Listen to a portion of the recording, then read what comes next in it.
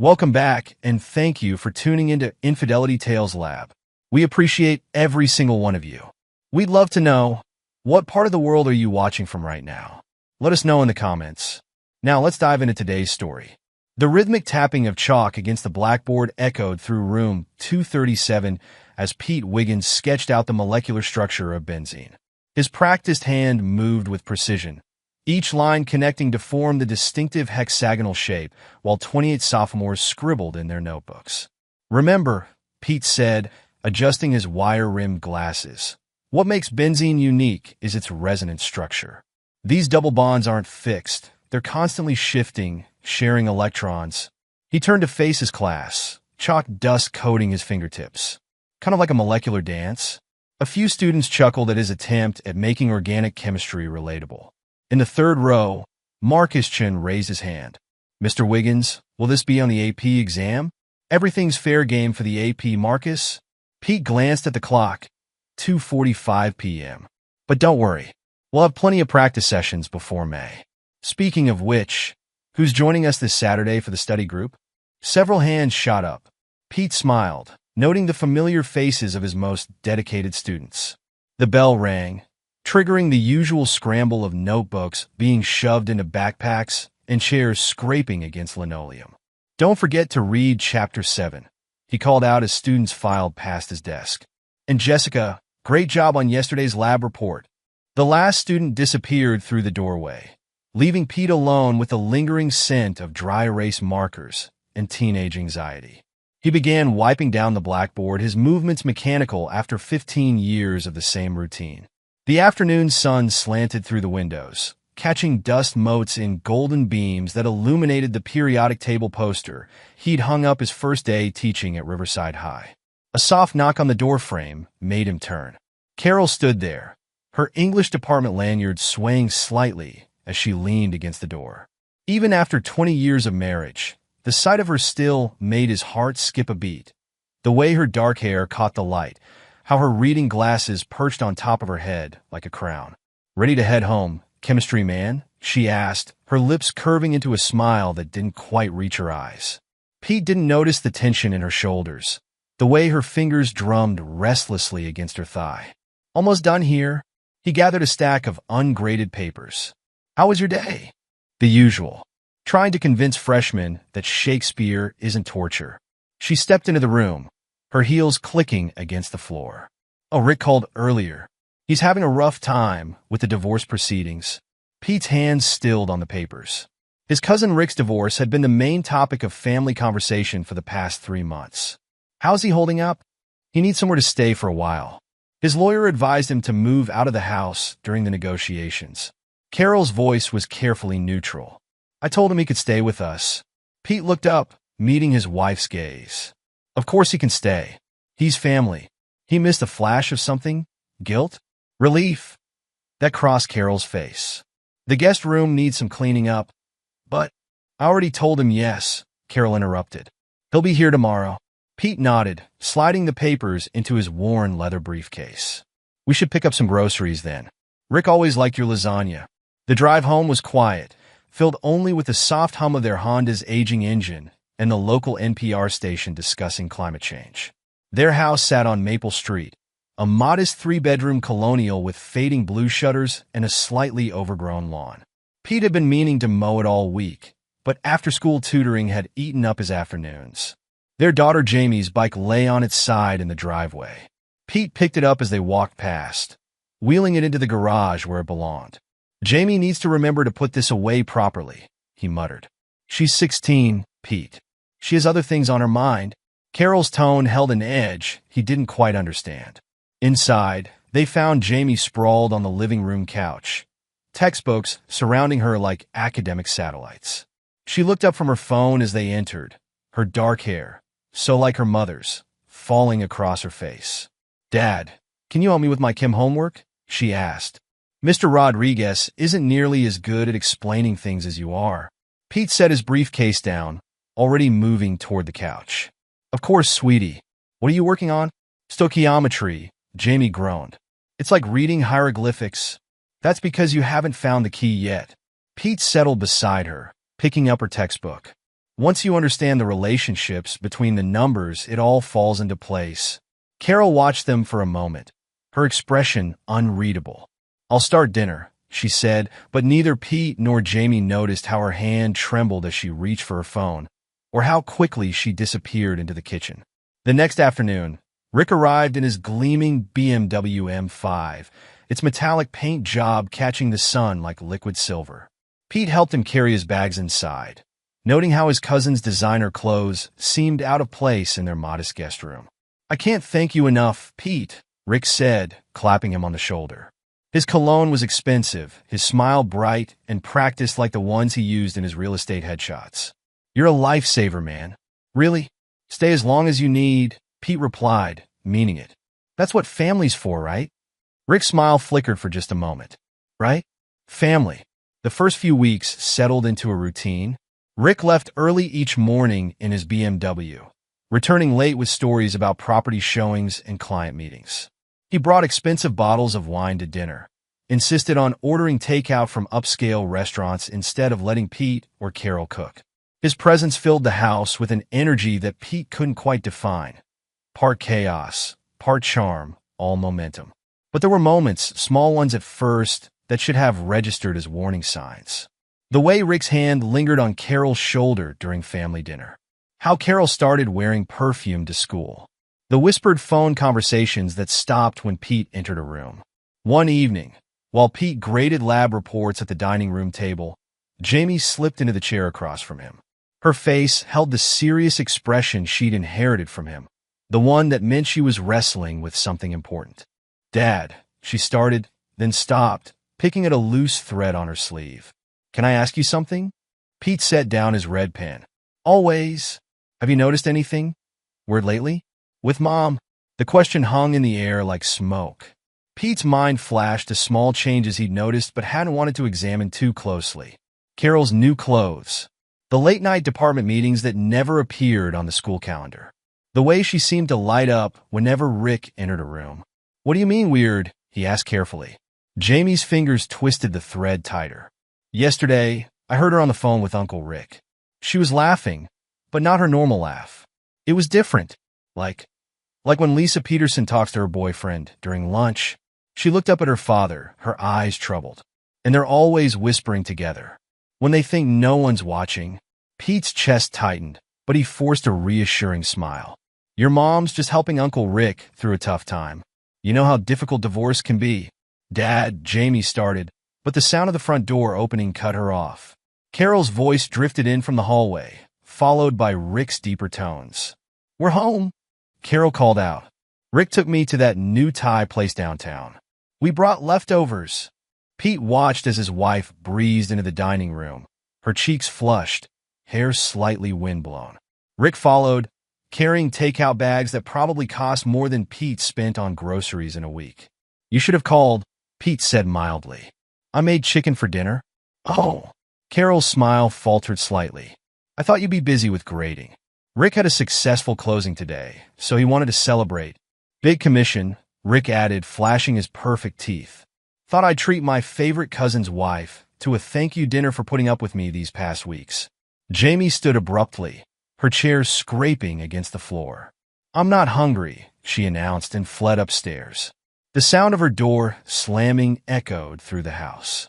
"Teenagers," Rick chuckled, but his eyes followed Carol as she moved around the kitchen, putting away the untouched chicken Pete had made. The weeks bled into months. Spring arrived with its promise of renewal, but inside the Wiggins household, something was wilting. Pete threw himself into his teaching, spending extra hours after school helping students prepare for their AP exams. If he noticed how Carol's department meetings coincided with Rick's late showings, he pushed the observation deep down where it couldn't touch him. But reality had a way of demanding attention. It was a Tuesday evening in late April when everything shattered. Pete had stayed late at school, working with a struggling student who needed extra help before finals. The rain had started during their session, and by the time he pulled into his driveway, it was coming down in sheets. He found Carol in their bedroom, methodically placing folded clothes into a suitcase. The sight stopped him in the doorway, water dripping from his coat onto the carpet. "What's going on?" The words felt like glass in his throat. Carol didn't look up from her packing. I think you know Pete. Actually, I don't. But he did. God help him, he did. She straightened then, turning to face him. Her expression wasn't what he expected. No tears, no guilt, just a cold determination that made her look like a stranger wearing his wife's face. Here's how it's going to be, she said, each word precise and practiced. Rick needs me during his divorce. I'm moving into his beach house in Ocean City. She zipped the suitcase with a decisive motion. We've been having an affair for months. The family knows. The room spun slightly. Pete gripped the doorframe to steady himself. The family knows? Of course they do. Carol's laugh was brittle. Your sister Leah's been covering for us. Your mother thinks it's romantic. How Rick and I found real love. Even Jamie understands that sometimes parents need to follow their hearts. Jamie? His daughter's name came out as a whisper. Jamie knows? She caught us last month in Rick's car. Carol picked up her suitcase, the expensive one Rick had bought her for Christmas. She's been very mature about it. Unlike how you're going to be. Pete's mind raced through memories, recoloring them with this new knowledge. The family dinners where Rick dominated the conversation. The way his mother had started making comments about how teaching wasn't a real career. Jamie's increasing withdrawal, her troubled looks, her attempts to warn him. How long? He managed to ask. Does it matter? Carol moved past him, her shoulder brushing his as if they were strangers passing on the street. Rick makes me feel alive. Pete, when was the last time you did that? When was the last time you did anything except grade papers and tutor other people's children? She was halfway down the stairs when Pete found his voice again. We have 20 years together, Carol. A family. A life. She paused, one hand on the banister. For a moment, something flickered across her face. Regret, perhaps, or memory. Then it was gone, replaced by that same cold resolve. She corrected. We had 20 years. Now I'm having something else. The front door opened and closed. Through the window, Pete watched his wife walk through the rain to where Rick's BMW idled at the curb, its headlights cutting through the darkness like accusing eyes. He stood there long after they'd driven away, the sound of rain mixing with the thundering of his pulse in his ears. A soft sound behind him made him turn. Jamie stood in her doorway, tears streaming down her face. I tried to tell you, Dad, she whispered. I tried. Pete opened his arms, and his daughter fell into them, both of them sinking to the floor as their world crumbled around them. Through the window, lightning illuminated the empty driveway where Carol's car still sat, a testament to the life she'd chosen to leave behind. In the guest room, Rick's expensive cologne still lingered in the air, a poisonous reminder of how trust, like certain chemical compounds, could break down under the right conditions, leaving nothing but toxic residue in its wake. Outside, the storm raged on, indifferent to the human drama it witnessed. Inside room 237 at Riverside High, Pete's carefully drawn benzene molecule remained on the blackboard, its electrons forever dancing their deceptive dance, while down the hall, Carol's empty classroom held only silence and shadows, waiting for the next day's beginning. A beginning that would arrive whether its inhabitants were ready or not.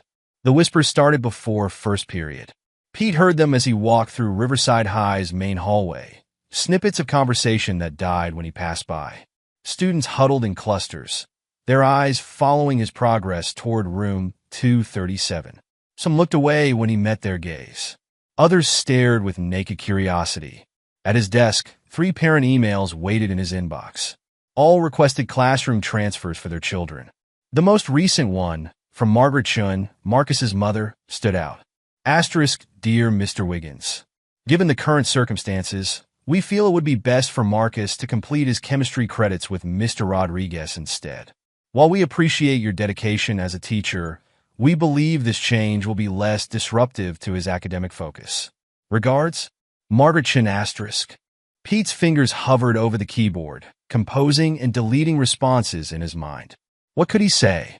That his wife's affair with his cousin shouldn't affect their children's education? That he was still the same teacher who'd helped Marcus ace his midterm? A knock on his classroom door interrupted his thoughts. Leah stood in the doorway, her designer handbag clutched like a shield. His sister's presence at the school was unexpected. She usually avoided anything education-related, preferring the glamour of the family's real estate business. "We need to talk, Pete," she said, stepping inside and closing the door. "About how you helped them?" The words came out sharper than he'd intended. "Or about how everyone knew except me?" Leah's perfectly manicured fingers twisted the strap of her bag. "You don't understand. Rick and Carol, what they have is special. Real love doesn't come along every day. Real love." Pete's laugh was hollow. "Is that what you call betraying your brother?" "Don't be dramatic." Leah perched on a student desk, her expensive suit out of place among the scientific posters and periodic tables. "Mom agrees with me. If you joined the family business instead of hiding in this classroom, maybe Carol wouldn't have felt so unfulfilled." The bell rang, saving Pete from responding. Students began filtering in, their chatter dying as they noticed Leah. "We're not done discussing this," she said, standing to leave. "Mom wants you to come to Sunday dinner. To talk things through like adults." Pete watched her go, her heels clicking against the linoleum. Behind him, someone whispered, "That's his sister, the one who helped Mrs. Wiggins and Mr. Nunez." The day crawled by in a haze of chemical equations and avoided gazes. Pete threw himself into his lectures, explaining ionic bonds and valence electrons with mechanical precision. If he focused hard enough on electron configurations, he could almost forget how his family had reconfigured themselves around Rick and Carol's affair. After his last class, Jamie appeared in his doorway. Her eyes were red-rimmed, her shoulders hunched under the weight of secrets too heavy for a 16-year-old. "Can we go home?" she asked quietly. "I don't want to wait for Mom to pick me up anymore." In the car, Jamie stared out the window, her fingers tracing patterns on the foggy glass. "They kissed in front of me, Dad," she finally said, her voice barely above a whisper. "In Rick's car, after my choir practice last month. He said," she swallowed hard, "he said I should be happy for them. That Mom deserved someone who could give her everything she wanted." Pete's hands tightened on the steering wheel. "Jamie, I'm so sorry you were put in that position. Mom said I'd understand when I'm older and in love." Jamie's laugh sounded too old, too bitter. She said, "Real love is worth any price. But all I understand is that they hurt you." "They hurt us?" At home, the emptiness of Carol's closet screamed louder than any argument. Pete found himself standing in their bedroom, his bedroom now, staring at the vacant spaces where her life had been. The indent in her pillow was still visible, like a fossil of their marriage preserved in fabric. His phone buzzed. A text from his mother. "Asterisk, you're being childish, Peter. Come to dinner on Sunday. Rick and Carol will be there. We need to discuss this like family, asterisk." Before he could respond, another message appeared. "Asterisk, you chose teaching over the family business. Don't choose pride over family too, asterisk." The messages kept coming throughout the week. From Leah. "Asterisk, Mom's right. You're being emotionally unavailable, just like always, asterisk." From his Aunt Maria. "Asterisk, Rick says you're not handling this well. Think of Jamie. She needs stability, asterisk." From cousins, uncles, family friends. Each message a fresh betrayal. Each word poisoned with Rick's version of events. Pete's phone became a repository of pain, buzzing with constant reminders of how thoroughly Rick had turned his family against him. At school, the situation deteriorated. Parents whispered during PTA meetings. Teachers split into factions, some supporting Carol, others awkwardly avoiding Pete altogether. Even his AP chemistry students seemed distracted, their eyes occasionally darting to their phones during lectures. "They're reading posts about us," Jamie explained during lunch in his classroom. She'd stopped eating in the cafeteria, avoiding the stares and whispers. "Rick's been telling everyone you're unstable. That Mom had to leave because you were too focused on teaching to be a real husband." The choir concert was the breaking point. Pete sat alone in the auditorium while Jamie's group performed bridge over troubled water, an irony that wasn't lost on him. Halfway through the song, a murmur rippled through the crowd. Rick and Carol had arrived together, his arm around her waist. Pete's family, his mother, Leah, cousins he'd grown up with clustered around them like a protective shield. Jamie's voice faltered when she saw them. Her eyes found Pete's in the audience, a silent apology in their depths. After the performance, Pete waited by the stage door, but Carol got there first. "Beautiful job, sweetheart," she said, reaching for Jamie. "Rick and I thought we could take you for ice cream to celebrate." Jamie stepped back. "I'm going home with Dad." "Jamie?"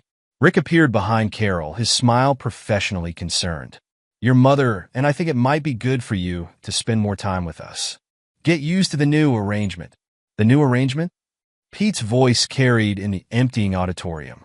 "Is that what we're calling this?" Rick's smile never wavered. "Pete, you're making a scene. Think about Jamie." "I am thinking about Jamie." Pete stepped forward, placing himself between his daughter and the couple. "I'm thinking about how you made her keep your secret. How you kissed her mother in front of her and expected her to be happy about it. This is exactly why we're concerned," Carol said, loud enough for nearby parents to hear. "Your emotional instability isn't good for Jamie's development." The drive home was silent. Jamie disappeared upstairs immediately, leaving Pete alone with the weight of the evening. He was reviewing student papers when he heard it, soft sobbing from Jamie's room. Following the sound, he found his daughter curled on her bed, phone clutched in her hand. "They want to take me away from you," she choked out between sobs. "I heard them talking after the concert. Mom says you're not good for my development anymore. They're going to file for custody." Something inside Pete, something that had been bending for weeks, finally snapped. He went to his study and pulled out his old address book, flipping through yellowed pages until he found the number he needed. Barry Hahn picked up on the third ring. "Pete, is that really you?" "Barry." Pete's voice was steady, calmer than he'd felt in weeks. "I need your help. I need to protect my daughter. Whatever it takes," his old college roommate replied without hesitation. "Tell me everything." In his room, Jamie had fallen into an exhausted sleep, her phone still displaying the group chat where her friends discussed her parents' drama. Pete gently removed it from her grip, pulling her blanket up to her shoulders. "I won't let them take you," he whispered. "I promise." The next morning, driving to school, Pete noticed a new billboard on Main Street. Rick's smiling face above the words, "Trust the Nunez name in real estate." The smile that had once seemed charming now looked predatory, a wolf's grin in sheep's clothing. The school day brought fresh humiliations. 3 more parents requested transfers. Whispers followed him through the halls where he'd taught for 15 years. In the teacher's lounge, conversations stopped when he entered. But then something unexpected happened. Deborah Long, the school's guidance counselor, cornered him after his last class. Her usually cheerful face was serious as she closed his classroom door. "I've been keeping records," she said without preamble, "of Carol's behavior at school. The inappropriate phone calls during class time. The extended lunches with Rick in the parking lot. The way she's been using school resources to coordinate their meetings." Pete stared at her. "Why?" "Because what they're doing isn't right." Deborah pulled out a manila folder. "And because your students care about you, Pete. Look." Inside were letters, dozens of them, from current and former students, all expressing support for Mr. Wiggins. Marcus' chin stood out. Mr. Wiggins made me love chemistry. He stays late to help us understand difficult concepts. He remembers our birthdays and our favorite elements. My mom wants me to switch classes, but I won't. Some people might believe the rumors, but we know who our real teacher is. As Pete read, another unexpected ally emerged. His phone buzzed with an unknown number. This is Sylvia Sawyer, Rick's ex-wife. "We need to talk. There are things you should know about your cousin's business practices." The message blinked on his screen like a lighthouse beam cutting through fog. Pete thought of Jamie sleeping fitfully upstairs, of his turned family, of the life he'd built being dismantled piece by piece. "Whatever it takes," he muttered, saving Sylvia's number. That evening, as Pete graded papers in his empty house, his mother's words echoed in his head. "You chose teaching over the family business." She was right. He had chosen teaching. And now he would choose Jamie. Choose truth. Choose justice over the toxic version of family loyalty Rick had cultivated. The Bunsen burners in room 237 sat cold and silent, waiting for tomorrow's experiments. Outside, Rick's billboard caught the setting sun, his frozen smile a challenge in the gathering dusk. But for the first time since Carol packed her suitcase, Pete felt something other than despair. He had allies. He had evidence.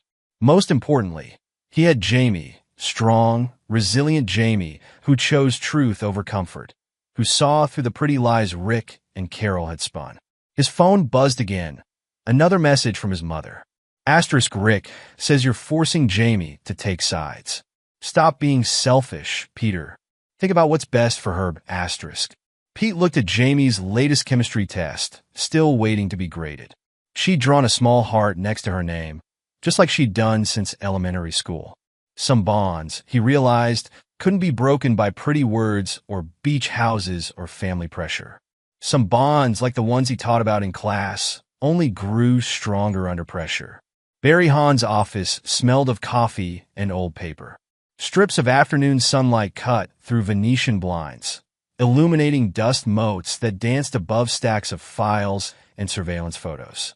Pete sat across from his old college roommate, watching as Barry laid out document after document on his cluttered desk. Your cousin's been busy, Barry said, tapping a thick manila folder. Sylvia Sawyer's information checked out. I've documented at least 12 properties Rick sold in the last year with concealed structural damage. Here's the kicker. He used the same inspector for all of them, a guy named Mike DeLuca, who's facing his own investigation for falsified reports. Pete leafed through property assessments, inspection reports, and photographs showing cracked foundations carefully hidden beneath fresh paint and stage furniture. And Carol's involvement? She's been helping him with the paperwork. Barry pulled out a series of emails. Using her school email account, no less. She's been corresponding with buyers, processing documents during school hours. There's even evidence she helped backdate some inspection certificates. The revelation twisted in Pete's stomach. Even now, after everything, discovering new depths to their betrayal hurt. What about Jamie? Pete's voice caught. The custody threat? Barry's expression softened. They don't have a case, Pete. Between Deborah Long's documentation of Carol's behavior at school and these fraudulent business dealings, no judge would rule in their favor. But, he hesitated. But what? They're going to try anyway. My sources say they're filing next week. They're going to paint you as unstable, claim your obsession with teaching is detrimental to Jamie's well-being. Pete stared at the evidence spread before him. Paper trails of lies and betrayal. Each document a brick in the wall Rick and Carol had built between him and his family. What's our next move? We wait. Barry gathered the documents carefully. Let them file. Let them walk into court thinking they hold all the cards. Then we show our hand. The next week crawled by like a wounded animal.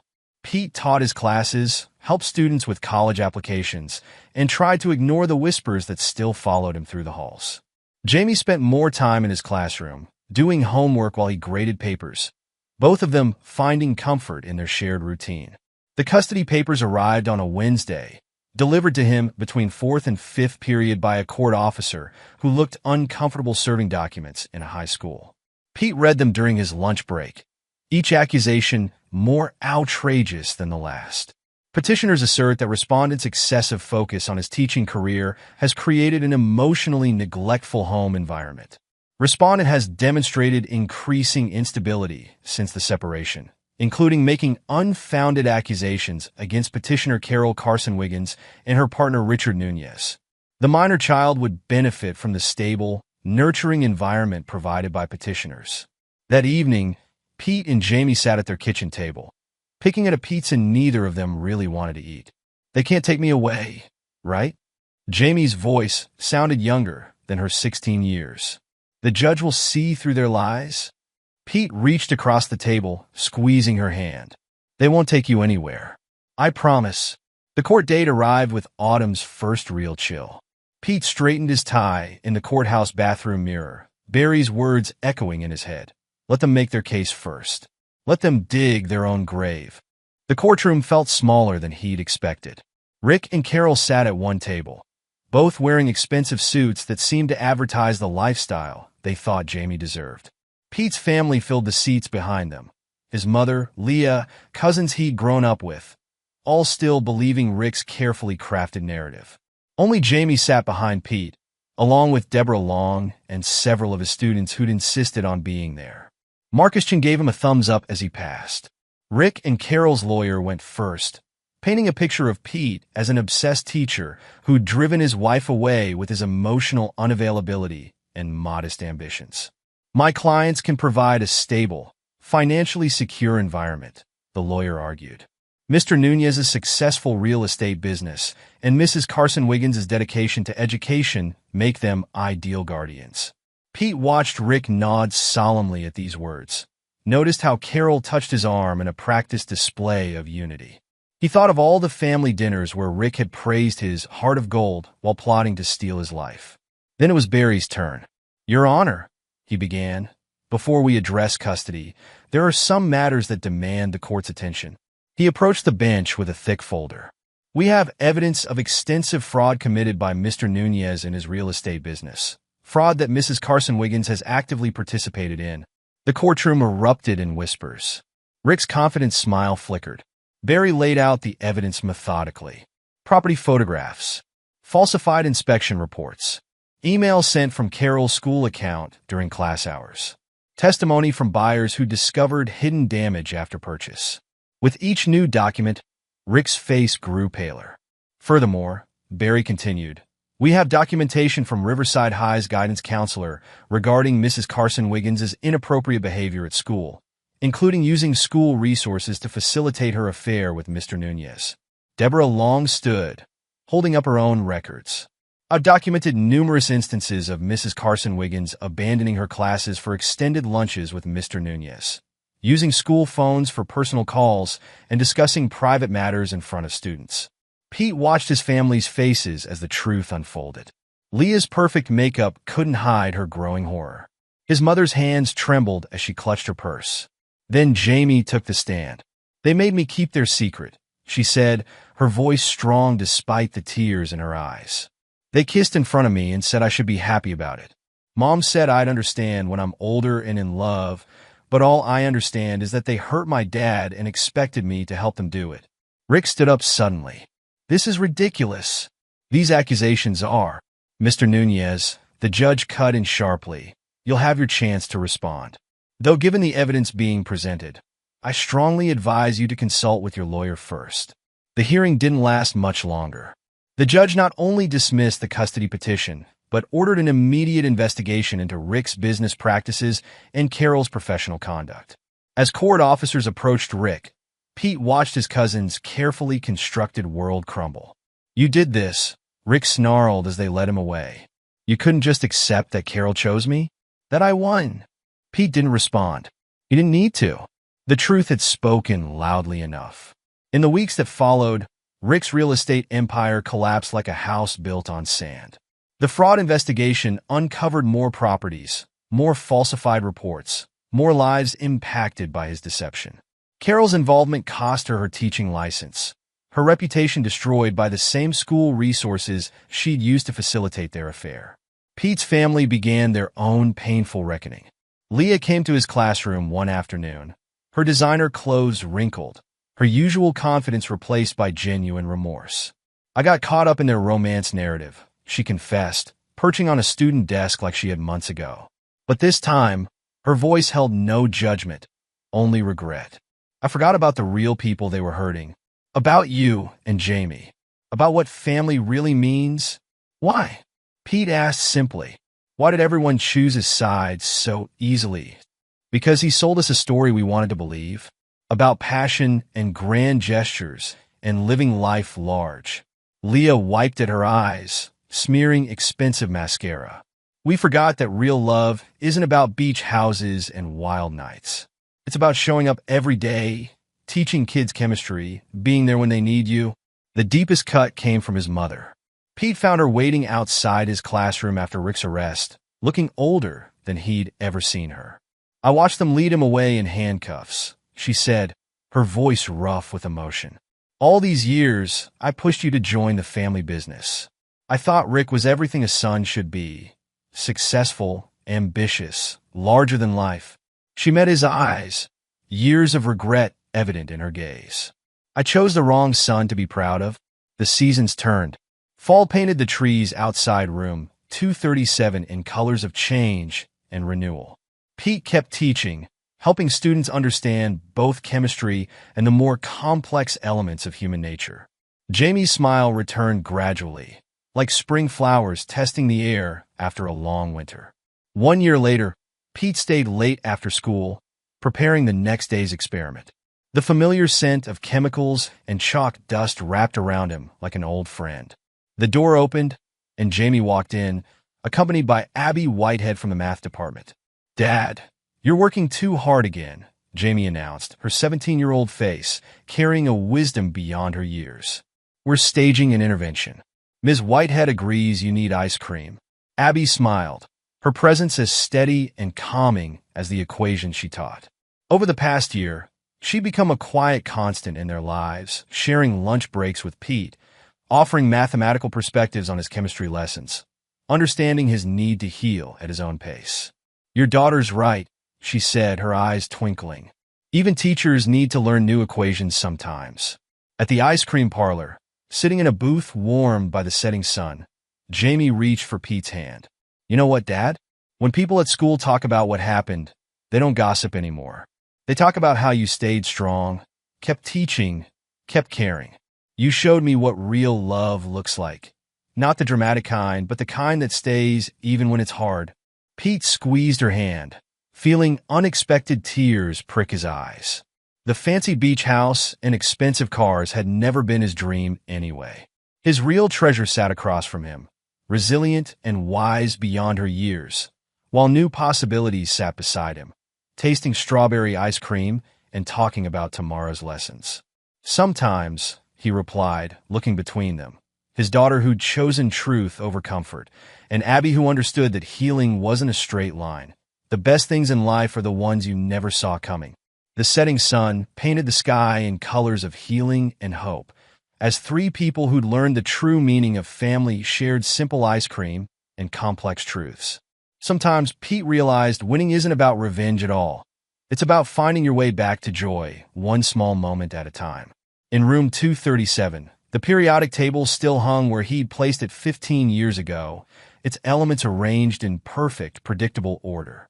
But Pete had learned that while chemistry might be about perfect bonds, life was about imperfect ones, about rebuilding, reshaping, and discovering that sometimes the strongest connections are forged in the aftermath of breaking. Epilogue.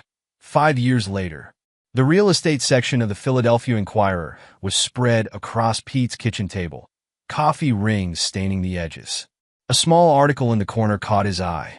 Former Ocean City realtor released after 3-year sentence. Richard Nunez, convicted of multiple counts of real estate fraud in 2025, was released from state prison yesterday. Nunez, once a prominent figure in Ocean City's luxury property market, served 3 years of a 5-year sentence for fraudulent property sales and falsifying inspection documents. His release comes with strict conditions, including prohibition from engaging in real estate transactions and mandatory restitution payments to affected homeowners. Pete folded the paper carefully, remembering the day Rick's empire had finally crumbled. The investigation had uncovered 37 properties sold with concealed damage, affecting over 40 families.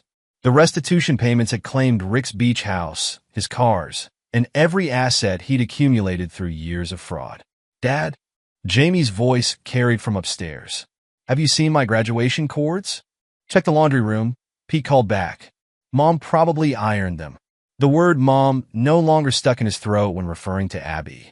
They'd married 2 years ago, a small ceremony in the chemistry lab where they'd first started sharing lunch breaks. Jamie had been their witness, beaming as she handed them their rings. The front door opened, and Abby walked in, carrying a stack of final exams from her calculus class. She'd been named head of the math department last year, her steady leadership style earning respect from students and colleagues alike. "Marcus Chin stopped by my classroom today," she said, kissing Pete's cheek. "He's finishing his PhD in chemical engineering at MIT. Says you're the reason he chose the field." Pete smiled, remembering the shy sophomore who'd once worried about AP exams. Now Marcus was developing sustainable energy solutions, his research making waves in academic circles. "Jamie's panicking about her cords," he said, helping Abby with her papers. "Already handled." Abby smiled. They're pressed and ready for tomorrow. Our valedictorian needs to look perfect. Tomorrow, Jamie's high school graduation. 5 years had transformed his daughter from a wounded 16-year-old into a confident young woman headed to Princeton with a full scholarship in psychology. Her experiences had shaped her career choice. She wanted to help other children navigate family trauma and betrayal. The last few years hadn't been easy for any of them. The aftermath of Rick and Carol's actions had rippled through their lives in unexpected ways. Carol had never recovered professionally after losing her teaching license. Last Pete heard, she was working at a small bookstore in Ocean City, living in a rented apartment paid for with alimony from her first divorce settlement. The irony wasn't lost on anyone. She'd chosen Rick's promises of luxury over a stable marriage, only to end up with neither. The fraud investigation had revealed more than just property damage. Rick had been running a complex scheme, using inflated sales figures to secure loans and hiding structural defects that had put families at risk. One house had partially collapsed during a winter storm, though thankfully no one had been injured. The civil suits that followed had stripped him of everything. Their relationship hadn't survived prison. Carol had filed for divorce during Rick's second year inside, claiming in her filing that she'd been manipulated and misled about the extent of his criminal activities. The court documents painted her as another victim of Rick's schemes, but those who knew the truth remembered how she'd actively participated, using her position at the school to help process fraudulent paperwork. Pete's family had undergone their own transformation. Leah had sold her share in the family real estate business, unable to face the industry after her role in enabling Rick's behavior. She'd retrained as a social worker, her designer suits replaced by more practical clothing as she worked with families in crisis. Her own experience of moral failure had humbled her, making her particularly effective with clients struggling with guilt and redemption. His mother, Judith, had perhaps changed the most dramatically. The woman who'd once prioritized business success over everything else now volunteered at a youth center, teaching art classes to underprivileged kids.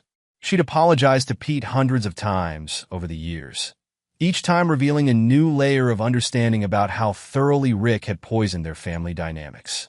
She finally sold the beach house, Judith had told Pete during Sunday dinner last month. Some nice family bought it, tore down all that fancy remodeling Rick did. They found black mold behind those expensive panels, just like everything else in his life. All show and rot underneath.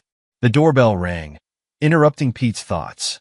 Jamie bounded down the stairs, her dark hair, now streaked with subtle purple highlights, flying behind her.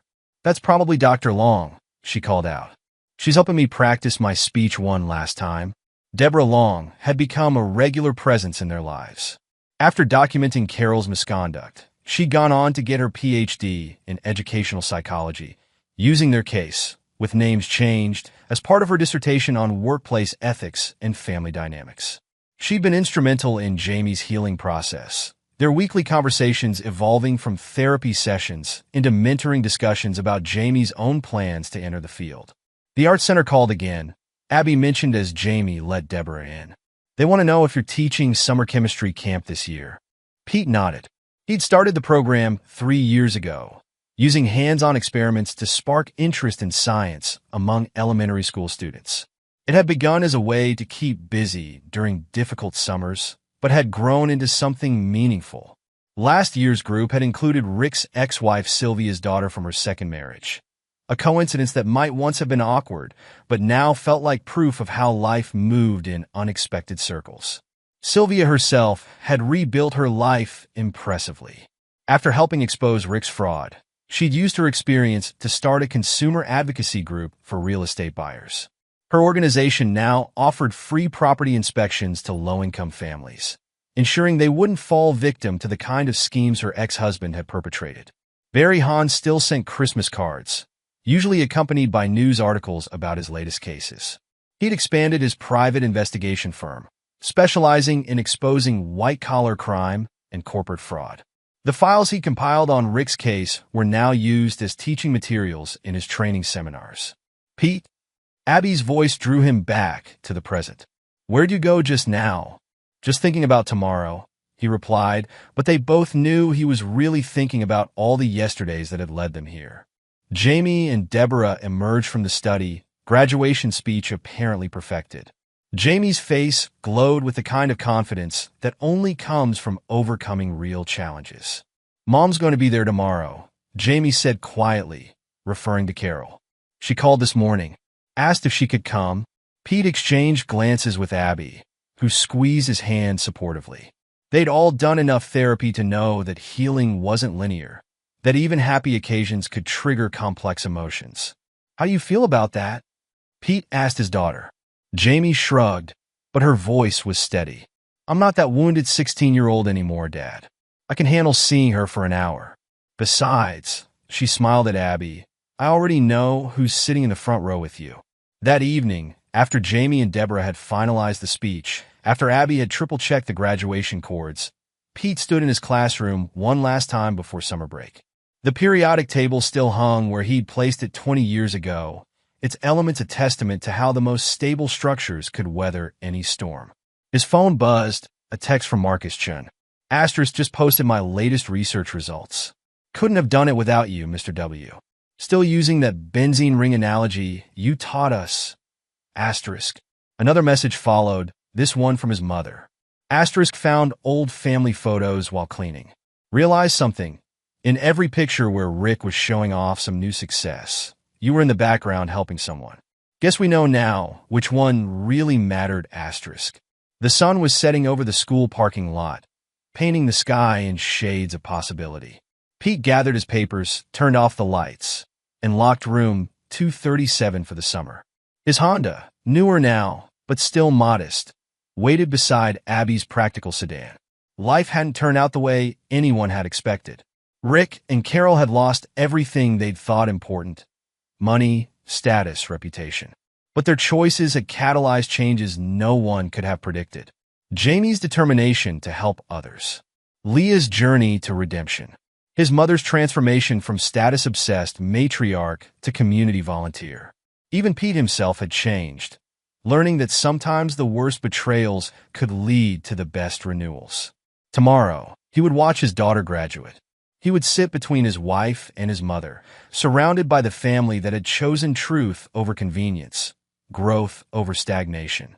He would probably see Carol 5 years older and hopefully wiser, watching from somewhere in the back.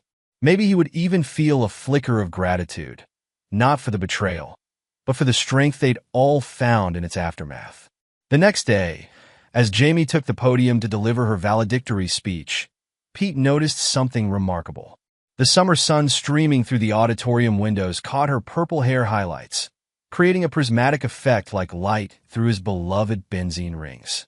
In that moment, he understood what he'd been teaching his students all along, that the most interesting reactions weren't the ones you could predict, but the ones that transformed everything they touched, creating new and unexpected bonds in the process. Later, at the graduation party Abby had organized, surrounded by friends and family who'd weathered the storm with them, Pete watched his daughter explaining basic psychology concepts to his summer camp students. Nearby, Abby and Deborah discussed the intersection of mathematics and mental health. His mother and Leah sat with some of his former students, listening to their college stories with genuine interest. Life would never be perfect. Rick's release from prison would likely stir up old tensions. Carol's presence at future events would always carry a hint of past pain. But perfect wasn't the point anymore. The point was that they'd all learned to find strength in the breaking, beauty in the rebuilding, and wisdom in the scars that reminded them of how far they'd come. The chemistry teacher and Pete couldn't help but appreciate the irony. How a reaction that had threatened to destroy everything had instead created something stronger, more resilient, and infinitely more precious than what had existed before. Sometimes, he realized, the most important lessons weren't found in textbooks or laboratory experiments, but in the complex equations of human hearts learning to beat again after betrayal. As the summer evening wrapped around them like a gentle equation finding its natural solution, Pete looked at his expanded family. Not the one he'd expected, but the one he'd earned through trial and transformation, and felt the kind of peace that only comes from knowing that sometimes the best bonds are the ones you choose to forge after all the old ones have been tested and found wanting. And there you have it. Another story comes to an end. What did you think? I'd love to hear your thoughts in the comments below. If you enjoy this story, consider joining our community by subscribing. It means the world to us. For more stories like this one, check out the recommended videos on screen. And I'll see you there.